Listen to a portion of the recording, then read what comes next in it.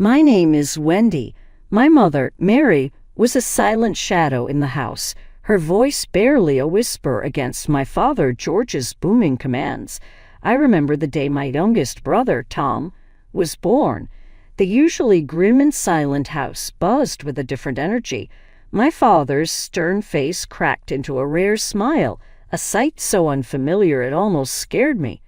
Finally, another boy, George, boomed, his voice echoing through the walls, a real man to carry on the family name. I was 10, standing in the corner clutching my ragged doll, feeling smaller than usual.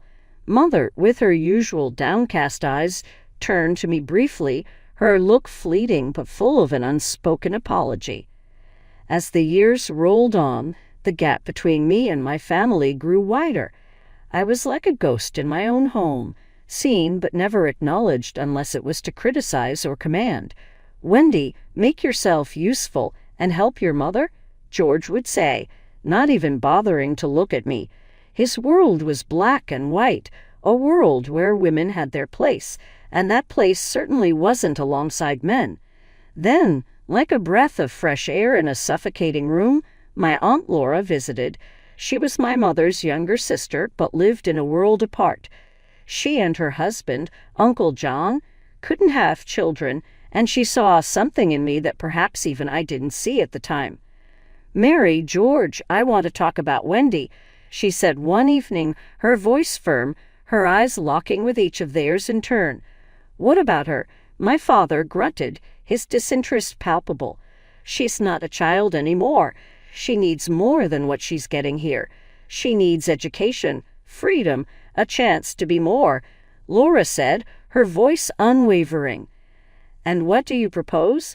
my father asked, his tone dismissive, his eyes already drifting to the television. "I want to take her with me. John and I can provide for her, give her the opportunity she deserves." There was a pause, the kind that's heavy and thick, filled with unspoken words and buried resentments. "And why would we just hand over our daughter to you?" my father finally said, his words sharp like a knife. "Because, George, you and I both know you don't care about her. You care about your sons, your precious legacy. Wendy is just another mouth to feed, another pair of hands to work around the house. With me, she'll be more. So what do you say?" The room went silent. My mother's eyes were on the floor, her hands wringing her apron. My father's face was unreadable, a mask of indifference. "Do what you want," he said finally, turning back to the TV, dismissing us, dismissing my entire existence with a flick of his wrist. And just like that, I was given a new life, a chance to escape the invisible chains. Aunt Laura's house was different. There, words were spoken with kindness, and dreams weren't just laughed at, but nurtured. Uncle John treated me not as a burden, but as a promise of what could be. College was like stepping into another universe. I was eternally grateful to my aunt and uncle for giving me the opportunity to study and explore the world. I met Michael in an economics class. He was debating with the professor, his confidence filling the room. I remember thinking, "Who is this guy?" He noticed me too, but not for the reasons I would have liked. "Hey, you! Why do you look so serious? This is college? Lighten up," he teased, flashing a grin that most girls in class swooned over. I wasn't most girls. "Maybe because I'm here to learn, not to fool around," I shot back, my eyes meeting his, challenging him. He looked surprised, then intrigued. "I'm Michael," he said, extending his hand. "Wendy," I replied, shaking his hand firmly. That was the beginning. We were like two planets in orbit, drawn together by a force we couldn't resist. We studied together, debated fiercely, and laughed loudly. His family, who lived in another city, welcomed me with open arms. His mother, Linda, was warm and caring, a stark contrast to my own mother's subdued presence. "Wendy, dear, you're like the daughter I never had," Linda exclaimed one day as we were baking in her cozy kitchen. I felt a lump in my throat. "Thank you, Linda. You and Michael have made me feel so welcome." Michael's father, Peter, was more reserved, but his nods of approval spoke volumes. "You're good for our Michael. Keep him on his toes," he would say with a twinkle in his eye. Life with Michael felt like a dream, but not the kind that fades with the morning light. It was real, vibrant, and filled with love. When we found out about the baby, it was the cherry on top of our already perfect life. His family's reaction was joyous. "A grandchild. Oh, Wendy, you've made us so happy." Linda hugged me tightly, her happiness infectious. Peter clapped Michael on the back. "You're going to be a great dad, just like you're a great son." Life was buzzing with the anticipation of our baby when the doorbell rang one chilly evening. Michael was late from work, and I wasn't expecting anyone. Cautiously, I opened the door and was met with a face from the past. Tom, my youngest brother, looking weary, his eyes avoiding mine. "Tom, what are you doing here?" I stammered, my heart pounding with a mixture of shock and a strange sense of foreboding. "Hey, Wendy, I left home. I can't stand it there anymore. I need a place to crash just for a while," he mumbled, his gaze still fixed on the ground. His sudden appearance after years of silence was jarring. Tom reminded me of those dark days, standing on my doorstep asking for refuge. I hesitated, memories of our father's stern voice and cold home flooding back. But looking at Tom, seeing the desperation in his eyes, the shared blood between us spoke louder. "Come in, Tom. You can stay for a few nights," I said, stepping aside to let him in. "Who's this?" Michael asked, surprise etched on his face as he came home to find Tom sitting awkwardly in our living room. "This is Tom, my brother. He left home and needed a place to stay for a few days." I explained, watching Michael's face for any signs of discomfort. Michael nodded, his usual easygoing nature taking over. "All right, man, make yourself at home. But we have some ground rules in this house. Respect is key." Tom just nodded, his eyes still not meeting ours. The dinner that night was tense with forced conversation and pallid smiles. Afterward, as I was clearing the dishes, Michael pulled me aside. "Wendy, are you sure about this? Your brother seems troubled," he whispered, his concern clear in his eyes. "I know, Michael, but he's family. We can't just turn him away. Let's give him a chance, okay?" I replied, hoping I wasn't making a mistake. The days turned into weeks, and the initial shock of Tom's arrival faded into a grim routine. Our home, once filled with laughter and warmth, now felt tense and uneasy.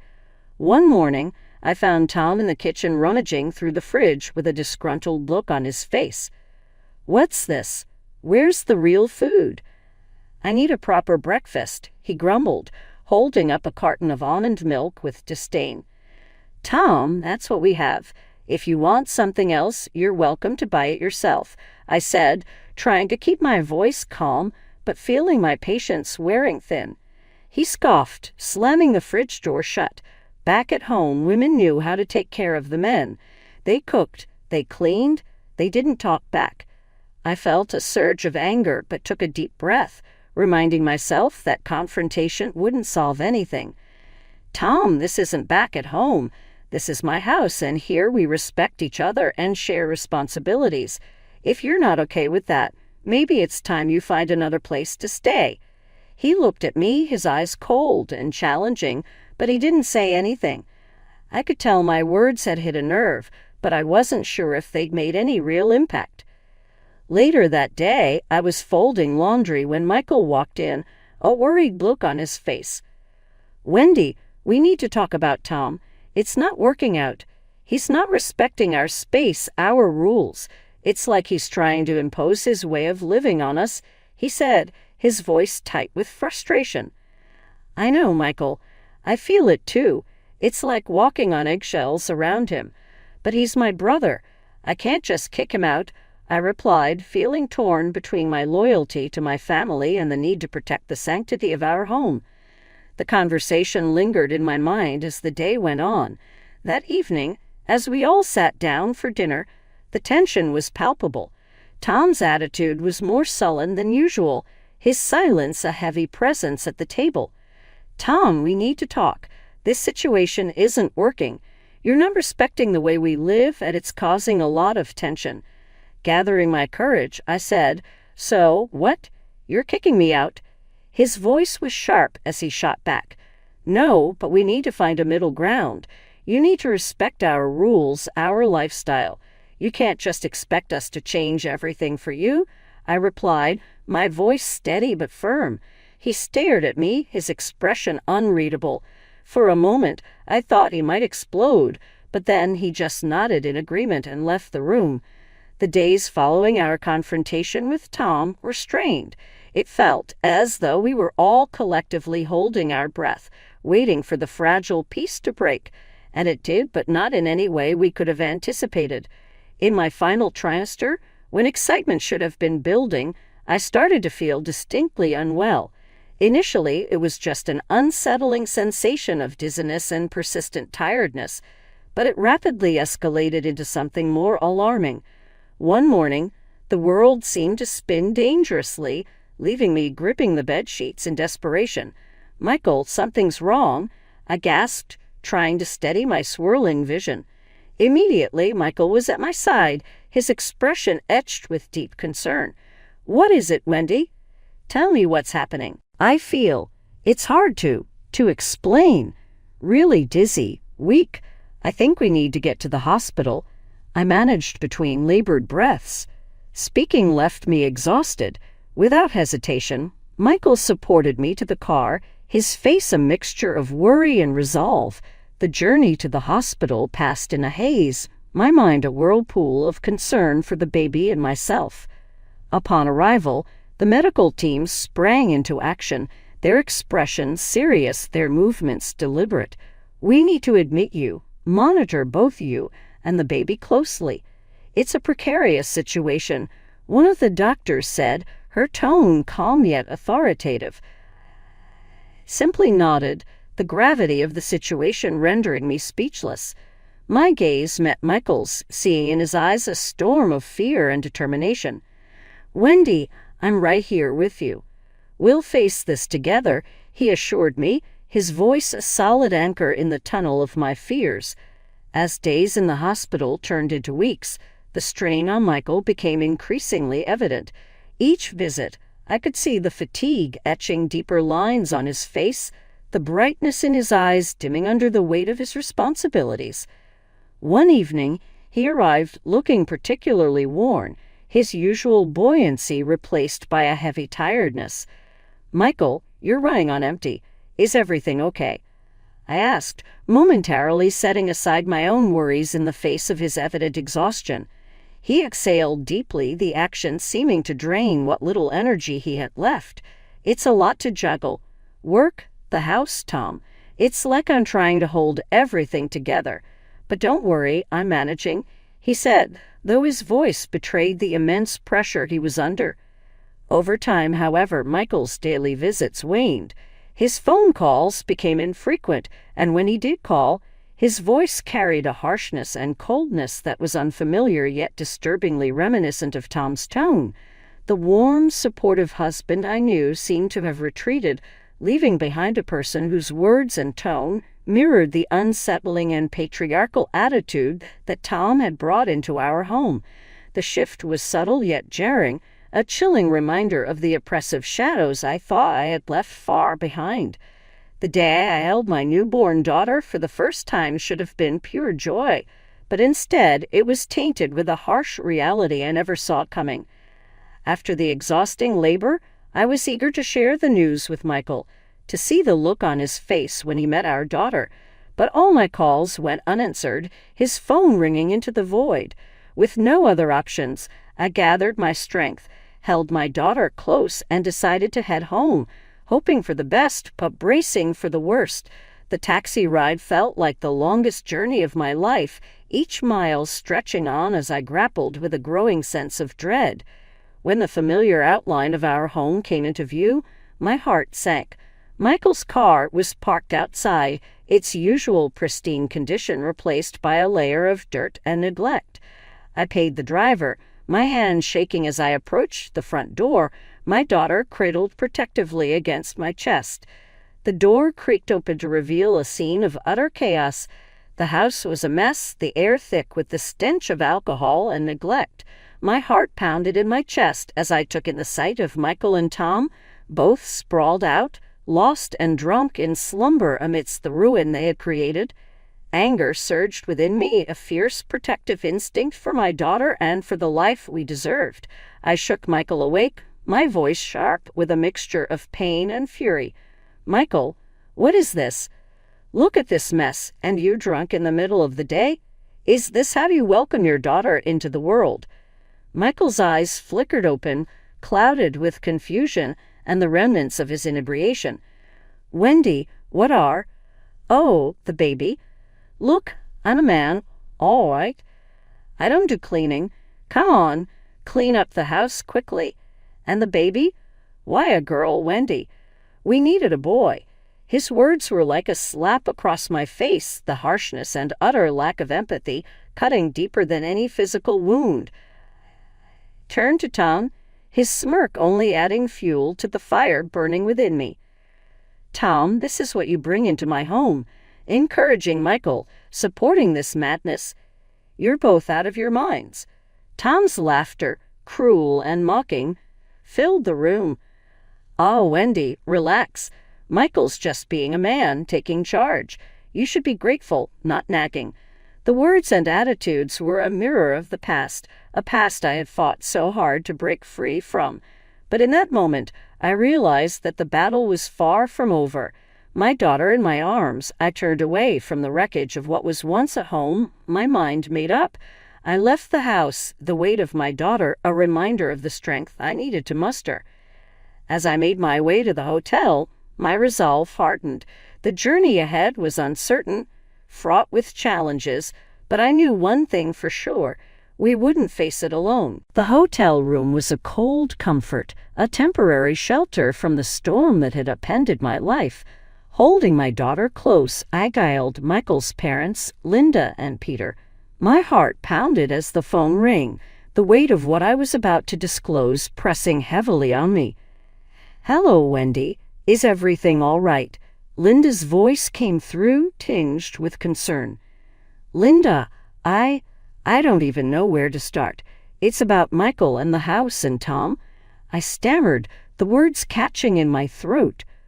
"What's happened, dear? You're scaring me," Linda replied, her voice now laced with alarm. I took a deep breath, the reality of my situation settling in. When I came home from the hospital with the baby, I found the house in a disaster, Linda. Empty bottles, food everywhere, and Michael and Tom were drunk in the middle of the day. Michael said terrible things. He's not the man I married. There was a sharp intake of breath on the other end of the line. "Oh my God, Wendy, I'm so sorry. We'll be right there. Don't worry, we'll sort this out," Linda assured me, her voice now firm with resolve. The hours until Linda and Peter's arrival stretched on, each minute heavy with anticipation and dread. When they finally knocked on my hotel room door, I barely recognized the stern, determined expressions on their faces. "Wendy, darling, where's the baby? Are you both okay?" Linda asked, rushing over to envelop us in a warm, protective embrace. "We're okay, just shaken up," I replied, the comfort of her hug unleashing the emotions I'd been holding back. Peter's usually gentle eyes were now hard with anger. "Where's Michael now? And Tom? I'll have a word with them. This is unacceptable, completely out of line. They're at the house, or at least they were when I left. Peter, I don't know what to do. This isn't the life. I want what's best for my daughter," I said, the despair clear in my voice. Linda held my hand tightly. "You did the right thing by calling us, Wendy. We're family, and we don't let families suffer alone. We'll deal with Michael and Tom, and we'll clean up the house. You just focus on this little angel," she said, her gaze softening as she looked at my daughter. We returned to the house, the sight of it still a sharp sting to my heart. As Linda and I tended to the baby, Peter confronted Michael and Tom. "Michael, Tom, look at this place. Look at what you've done. This is not how you treat your family or your home. Michael, you're a father now. It's time to act like it." Peter's voice was filled with disappointment and anger. Michael's eyes were downcast, the bravado gone, replaced by a shameful realization of his actions. Tom, however, remained defiant, a sneer on his lips. "A real man doesn't need to apologize or clean up. This is all just women's work," Tom spat out, echoing the toxic beliefs of our past. The air crackled with tension, the clash of values palpable. With my daughter in my arms, I stepped forward, my voice steady and clear. "Tom, you're no longer welcome in this house. You brought nothing but chaos and disrespect. It's time for you to leave." I said, my decision final. The shock on Tom's face was evident, but my resolve was stronger. He left without even looking me in the eye, like a stranger. Linda and Peter called a cleaning service, and slowly the house began to transform back into a home. Michael, sobered by the events, began to apologize, his words a mix of regret and desperation. But the damage was done, and my trust was shattered. As the first light of dawn crept through the curtains, the events of the past few days felt like a distant nightmare. Sitting at the kitchen table, cradling a cup of coffee more for comfort than for taste, I watched Linda and Peter busy themselves with breakfast. Their presence was a balm, but the wound was deep and healing felt like a distant dream. "Wendy, you need to eat something.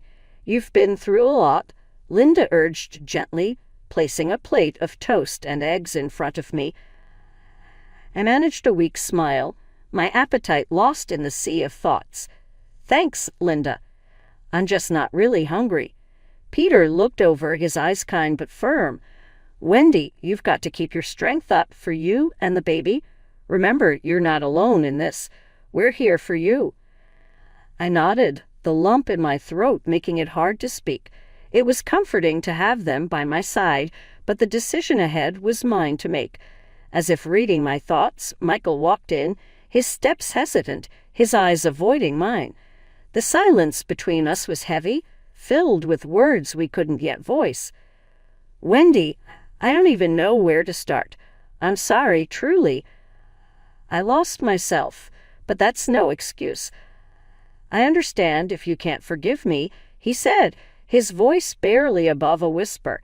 His apology, sincere as it might have been, didn't erase the images haunting my thoughts, the disarray, the neglect, the harsh words. It was a betrayal, not just of our vows, but of the trust and respect that had once been the foundation of our relationship.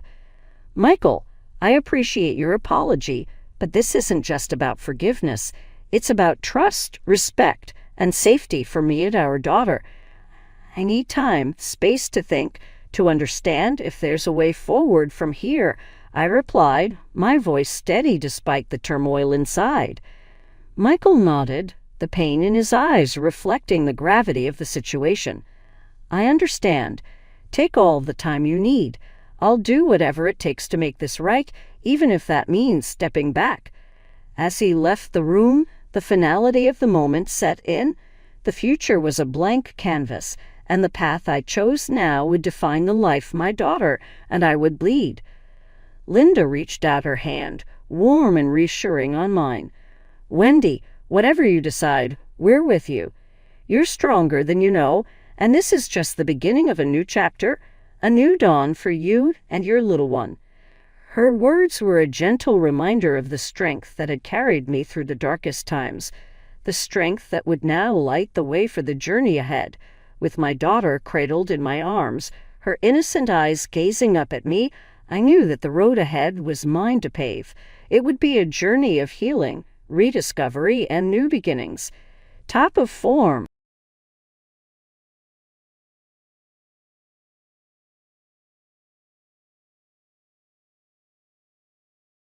I was standing in the kitchen, the phone pressed against my ear, disbelief washing over me in cold waves. "I'm sorry, Mrs. Harper, your mother passed away." The voice on the other end, a doctor from Chicago General Hospital, sounded distant, like a faint echo in a long, empty hallway. "My mother?" I murmured, my voice barely a whisper. The room spun, and I gripped the countertop for support. Last week, we had talked about her coming over for Thanksgiving. She was fine then. How could this be? I had to tell Martin. He had been working in Europe for the past 3 months, and communication had been sparse, but he needed to know. I dialed his number, my hands trembling. After several rings, he answered. "Martin, it's Elaine. My mom, she passed away." There was a pause, and then his voice, devoid of warmth, came through. "Oh, I see. Look, Elaine, I'm really tied up right now. I've got a trip planned with the guys to Barcelona. Can't really skip it." His words hit me like a physical blow. "You're not coming back? Not even for the funeral?" I struggled to keep my voice steady. "Elaine, you know how it is with my job. I'll be back in a couple of months. Just handle things there, okay?" And without waiting for my response, he hung up. I stood there, the phone still in my hand, feeling a hollow emptiness growing inside me. My mother was gone, and the man I had spent 20 years with couldn't care less. The next few days passed in a blur of arrangements and condolences, a relentless march of reality that I navigated like a ghost. It was on the 3rd day, in the midst of this, that I received another call that seemed to stop time altogether. It was Martin's brother, Alex. "Elaine, there's been an accident. Mom and Dad, they're gone." The phone slipped from my grasp and clattered to the floor. Martin's parents, too? It felt like some cruel joke, a nightmare I couldn't wake up from. I called Martin, but his phone went straight to voicemail. I left message after message, each one more desperate than the last. I couldn't go to his parents' funeral. Without Martin, I was just an outsider, a reminder of the son who couldn't be bothered to show up. The thought of their empty seats, an unspoken accusation in the air, was unbearable. As the days passed, I found myself sitting alone in the house we had built together, surrounded by memories that now seemed like lies. I thought back to how we met, introduced by our fathers who were old college friends. It had felt like a fairy tale then, our families joining together in a bond of love and friendship. But as the years went by, the fairy tale had slowly faded. Martin was always busy, always absent. His work was his life, and I, along with our son Peter, were just fixtures in his world. When Peter was 10, my father passed away. My rock, my confidant, gone. Martin had been away on a business trip then, too. I was left alone to deal with the grief, to support our son, to keep the family together. And now, with both our families shattered, I was alone again. Our marriage had become a routine of loneliness and resentment. I was the homemaker, the silent supporter, while Martin was the absent provider. But was he really providing, or just running away from a life he no longer wanted? I tried to remember the last time we had laughed together or shared a moment of genuine connection. But all I could see was the growing distance between us, a chasm filled with unspoken words and unmet needs. As I sat there, lost in my thoughts, I realized that this wasn't just about his absence. It was about the lack of respect, the lack of empathy. It was about a marriage that had become a hollow shell of what it once was. And as the sun set, casting long shadows across the room, I knew that something had to change. I couldn't live in this shadow any longer. The days following the funerals were a whirlwind of silent houses and unanswered calls. I tried to reach Martin again, but it was as if he had vanished off the face of the earth. That's when the memories began to creep in, unwelcome and unbidden. I remembered our early days, how Martin's charm and ambition had swept me off my feet. We were young, in love, and the world seemed full of possibilities. But as years passed, the man I fell in love with started to fade, replaced by someone consumed by work and his own needs. I was pulled from my reverie by a knock on the door. Standing there was Alex, Martin's younger brother. His eyes were red-rimmed, his usual cheerful demeanor nowhere in sight. "Elaine, I can't believe he didn't show up. Not even a call," he said, his voice heavy with grief and disbelief. "I know, Alex. I've been trying to reach him, but..." Nothing. Alex shook his head, his anger palpable. "You know, Elaine, there's something deeply wrong with him. Mom and Dad deserved better. You deserve better." His words struck a chord in me. Deserve better. The thought had crossed my mind, but hearing it from someone else made it real. It wasn't just me feeling this way. "Elaine, if you need anything, just let me know, okay?" Alex offered before he left, a hint of worry in his eyes. That night, as I lay in bed, the house eerily quiet, I realized how much of my life I had dedicated to a man who saw me as nothing more than a convenience. The love, the support, the sacrifices, It was as if they meant nothing to him. A mixture of anger and resolve began to build within me. I wasn't going to be the silent, suffering wife anymore. I needed to find out what Martin was up to, what was so important that he couldn't even show up for his own parents' funeral. The next morning, I made a decision that would change everything. I hired a private investigator. It was a drastic step, but I needed to know the truth. The PI was a middle-aged woman named Sarah, who had a no-nonsense air about her. "We'll find out what he's up to," Sarah assured me. "It won't take long." True to her word, within a week, Sarah came back with information that shattered any illusions I had left about Martin. Photos and reports of him with another woman in Barcelona, looking carefree and in love. As I looked at the photos, a cold, hard knot formed in my stomach. This wasn't just a business trip. This was a betrayal of everything our marriage was supposed to stand for. I confronted Martin over the phone. His response was a cocktail of excuses and deflections. "Elaine, you're blowing this out of proportion. It's just a work thing." "A work thing? Is that what you call this?" I countered, my voice shaking with anger. "You wouldn't understand. It's complicated," he snapped back, his voice cold and distant. I realized then that I was speaking to a stranger. The man I had married, the man I had built a life with, was gone. In his place was someone who saw me as nothing more than a hurdle to his desires. That night, as I lay awake, the weight of my decision heavy on my chest, I knew there was no going back. Martin had made his choice, and now it was time for me to make mine. The path ahead was unclear, but one thing was certain. I would no longer be a prisoner in my own life. The days after discovering Martin's betrayal were a blur of anger and disillusionment. Each morning, I awoke to the stark reality of my solitary struggle. The house, once filled with laughter and warmth, now echoed with the silence of betrayal. I busied myself with the mundane tasks of daily life, but my mind was elsewhere, consumed with thoughts of Martin's deceit. The images from the investigator's report haunted me, a constant reminder of his infidelity. One evening, as I was going through old photo albums, a picture of our wedding day caught my eye. We looked so happy, so in love. I couldn't help but wonder where it had all gone wrong. Was it gradual, or had there been a specific moment when Martin decided I was no longer enough for him? My train of thought was interrupted by a call from Peter, our son. "Hey, Mom, how are you holding up?" "I'm managing, Peter," I replied, trying to sound stronger than I felt. There was a pause before he spoke again, his voice laced with concern. "Mom, I've been thinking. Maybe I should come home for a while, help you through this." His offer touched me deeply, but I couldn't let him put his life on hold for me. "No, Peter, you need to focus on your studies. I'll be fine." But Peter was insistent. "Mom, this isn't just about you. Dad's actions affect me too. I need to be there for you." His determination was a balm to my wounded heart. Despite Martin's absence, Peter had grown into a caring and responsible young man. His support gave me strength, and for the first time in a long while, I didn't feel so alone. A few days later, Peter arrived. His presence filled the house with a much-needed energy. We spent hours talking, sharing our thoughts and feelings about Martin and the situation at hand. "It's just so selfish, Mom. How could Dad do this to us?" Peter's anger mirrored my own. "I don't know, Peter, but I do know that we can't let his actions destroy us. We're stronger than that." As we talked, a plan began to form in my mind. Martin had taken so much from us, it was time he understood the consequences of his actions. I wasn't going to be the silent victim anymore. It was time for Martin to face the music. The following week, I met with a lawyer to discuss the possibility of divorce. The lawyer, a stern-faced woman named Mrs. Hammond, listened intently as I recounted the events of the past few weeks.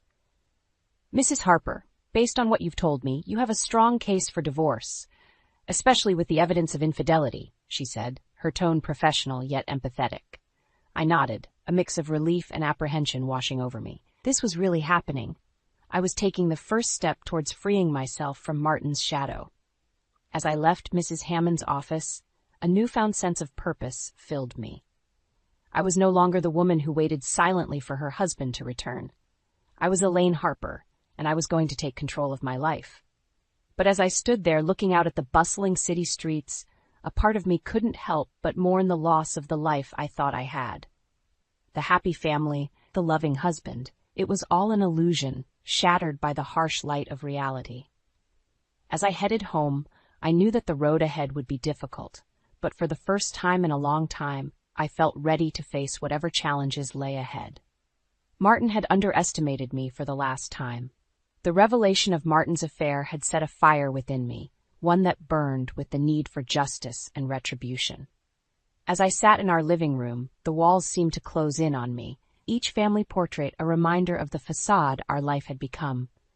My resolve was tested one evening when Martin called. His voice, once familiar and comforting, now grated on my nerves. "Elaine, I've been thinking. Maybe I was too harsh. We should talk when I get back." His words, meant to soothe, only fueled my anger. "Talk? After everything you've done? You abandoned your family, Martin." "Elaine, you're overreacting. It's not like I planned this. Things just happened," he replied, his tone dismissive, as if his betrayal was a mere inconvenience. "Things just happened? You make it sound like you had no choice in the matter. You chose to be with another woman. You chose to ignore your own parents' funeral." There was silence on the other end, and for a moment, I thought he had hung up. Then he spoke, his voice cold. "I don't have time for this, Elaine. I have important work here." That was the last straw. "Important work? Is that what you call abandoning your family? You know what, Martin? Maybe it's time I made some important decisions of my own." I hung up before he could respond. My hands were shaking, but my mind was clear. It was time for action. The next day, I met with Sarah, the private investigator. "We need more evidence, anything that can help in the divorce proceedings," I told her, my voice firm. Sarah nodded, understanding the assignment. "I'll see what I can dig up. Martin won't know what hit him." Over the next few weeks, Sarah provided me with a steady stream of evidence. Photos, emails, and even testimonies from people who had seen Martin with his mistress. It was more than enough to paint a clear picture of his infidelity. Armed with this information, I met with Mrs. Hammond again. She reviewed the evidence, her expression grim. "This will certainly help your case, Mrs. Harper. It seems Mr. Harper has been quite careless." As we discussed the next steps, a plan began to take shape. Martin had always been proud of his reputation, both personally and professionally. It was time to use that against him. "Mrs. Hammond, I want to make sure Martin feels the consequences of his actions, not just legally, but personally and professionally as well." Mrs. Hammond regarded me with a new level of respect. "I understand, Mrs. Harper. We'll make sure he gets what he deserves." When Martin finally returned home, it was to a cold and unwelcoming house. I greeted him with divorce papers, my expression as hard as the resolve within me. "Elaine, what is this?" he asked, his voice a mix of surprise and annoyance. "It's over, Martin. I'm filing for divorce, and before you try to talk your way out of this, know that I have enough evidence to ruin you." Martin's face turned a shade paler, his usual confident demeanor crumbling. "You wouldn't dare," he said, but his voice lacked conviction. "I dare, Martin. I dare to stand up for myself and for our son. You've made your choices, and now you'll live with the consequences."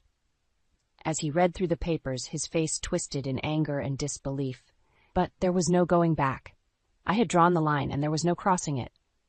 That night, as Martin packed his bags and left, I felt a sense of liberation. The chains of our loveless marriage were finally broken. I was free to start anew, free from the lies and deceit that had bound me for so long. As I watched him drive away, a sense of justice filled me. This was just the beginning. Martin would soon learn that his actions had consequences that would haunt him for the rest of his life. The days following Martin's departure were filled with a tumultuous mix of emotions. Anger, relief, and a sense of vindication swirled within me.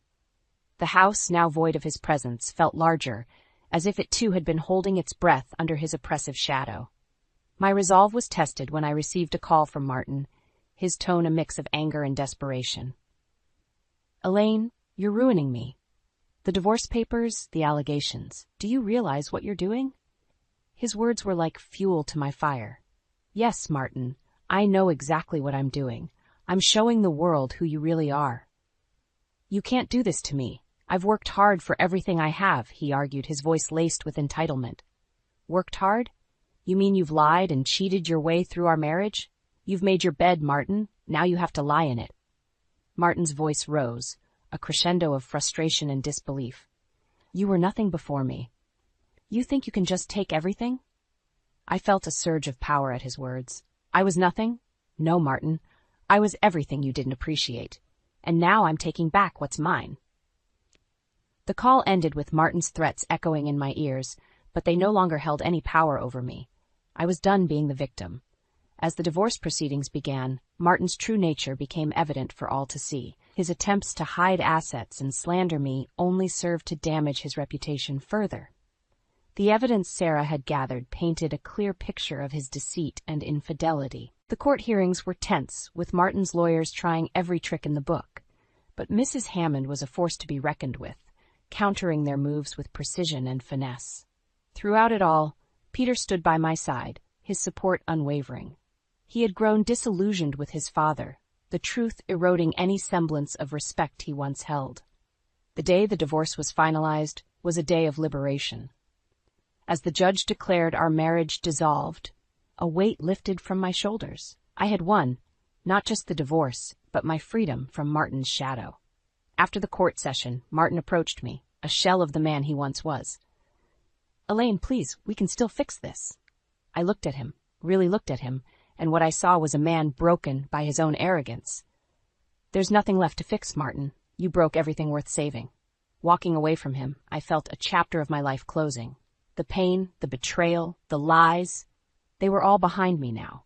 Ahead lay a path of my own making, free from the deceit that had clouded my life for so long. As I stepped out of the courthouse, the sun broke through the clouds, bathing the world in a warm golden light. It felt like a sign, a promise of new beginnings and brighter days ahead. I turned to Peter, a smile spreading across my face. "Let's go home, son. We have a new life to start." And with that, we walked away, leaving Martin and the past where they belonged, behind us. With the divorce finalized, I was determined to reveal the extent of Martin's disgrace to those who had been blinded by his facade. I knew that true justice wouldn't come from the courts alone. It had to come from exposing him to the world. I started by reaching out to our mutual friends, people who had known us as a couple for years. The initial reactions were mixed, with some refusing to believe the truth, but I had evidence, undeniable proof of his infidelity and deceit. Slowly but surely, the tide began to turn. One evening, I invited a few friends over, people who had doubted me initially. As they sat in my living room, I showed them the messages and pictures Sarah had gathered. Shock and disbelief filled the room as they saw Martin's true colors laid bare. One friend, Lisa, shook her head in disbelief. "I can't believe I defended him all this time. He's a monster." Tears welled up in my eyes as I nodded. "He fooled us all, but now you know." Lisa was the first to take action. She contacted others in our social circle, sharing the evidence and urging them to reconsider their alliances. Soon, the once seemingly impenetrable wall of support around Martin began to crumble. One by one, our friends distanced themselves from him, appalled by his actions. The same people who had once admired him now saw him for what he was, a selfish, deceitful man who had no regard for anyone but himself. As Martin's social standing crumbled, he became increasingly isolated. His attempts to salvage his reputation only made things worse, as he lashed out at those who had abandoned him. His once strong network of contacts began to disappear, leaving him with no one to turn to. I watched with a sense of grim satisfaction as the man who had caused me so much pain faced the consequences of his actions. It wasn't enough for him to lose his friends. I wanted him to lose everything. One day, I received a call from Martin's former boss, Mr. Reynolds. He had heard about the divorce and the scandal surrounding Martin. "Elaine, I had no idea. I can't believe he would do such things." I sighed, my voice heavy with exhaustion. "It's been a long time coming, Mr. Reynolds. Martin's true nature finally caught up with him." Mr. Reynolds paused, then spoke with a hint of regret. "I'm sorry to hear about all of this, but I wanted to let you know that Martin's behavior at the company has also come to light. We've decided to terminate his employment." I felt a rush of vindication. "Thank you, Mr. Reynolds. It's about time he faced the consequences." As the news of Martin's termination spread, his world crumbled further. He had lost his job, his friends, and his reputation. It was a fall from grace that he couldn't recover from. But I wasn't done yet. I had one final move to make, one that would ensure Martin paid for his actions in the most significant way possible. With Martin's world in shambles, it was time for the final blow. The ultimate revenge that would ensure he paid for his sins. I had discovered a hidden secret during the divorce proceedings, one that would bring him to his knees. Late one evening, as I sat in my quiet home, I made the call I had been dreading but also eagerly anticipating. The voice on the other end was familiar, cold, and detached. "Martin, we need to talk." There was a long pause before he replied, his voice wary. "What do you want, Elaine?" "I want justice, Martin. I want you to pay for everything you've done." My words were deliberate, each one carrying the weight of my anger and determination. Martin chuckled, a mocking sound that sent shivers down my spine. "You think you can do anything to me now? I've lost it all, Elaine. What more could you possibly take from me?" I took a deep breath, steadying myself. "I know about your hidden accounts, Martin, the offshore ones you thought were safe. I have the evidence, and I'm not afraid to expose you." Silence hung in the air, thick and suffocating. I could hear the panic in his voice when he finally responded. "How did you?" "That's not important right now," I interrupted. "What matters is that I have the power to ruin you completely. The authorities will be very interested in those accounts, Martin." His voice trembled as he spoke, desperation creeping in. "What do you want, Elaine? Money? Is that what this is about?" I couldn't help but laugh. A bitter and vindictive sound. "Money won't fix the damage you've done, Martin. But it will ensure you suffer for a long time." I outlined my terms, a substantial portion of his hidden wealth to be transferred to me as compensation for the years of pain and betrayal. Martin had no choice but to agree, his voice defeated. As I hung up the phone, I felt a rush of satisfaction. Martin had lost everything, his job, his reputation, and now his secret wealth. He was a broken man, a shadow of his former self. But I had won. I had taken back control of my life, exposed him for the monster he was, and ensured that he would pay for his actions. It was a sweet victory, one that had been a long time coming. In the end, it wasn't just about revenge. It was about reclaiming my own dignity and self-worth. I had emerged from the darkness stronger and more resilient than ever.